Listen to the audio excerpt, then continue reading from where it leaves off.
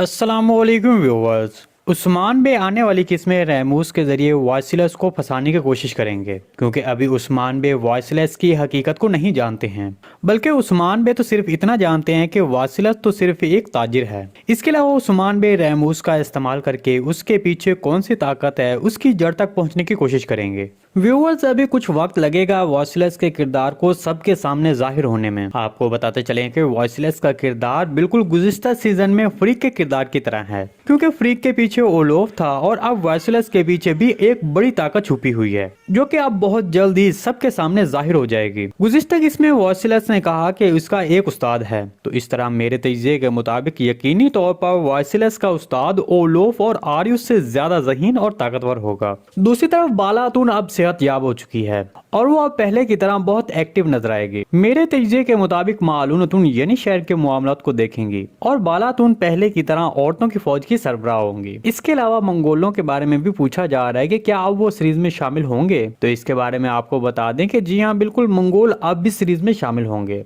वो पहले की तरह ज्यादा असर रसूख वाले तो नहीं होंगे, बल्कि वो अब बतौर लुटेरों के तौर पर नजर आएंगे, जो कि इस इलाके में लूट मार करते नजर आएंगे। और मुझे लगता है कि वो इस सीजन के आखिर में नजर आएंगे। मंगोल रियासत के अमीर चुबान और उस्मान बे के दरमियान ताल्लुकात अच्छे बन जाएंगे। अमीर चुबान सलादोज एक मजबूत शख्सियत के मालिक होंगे, जो एनातोलिया में बहुत असर रसूख रखेंगे।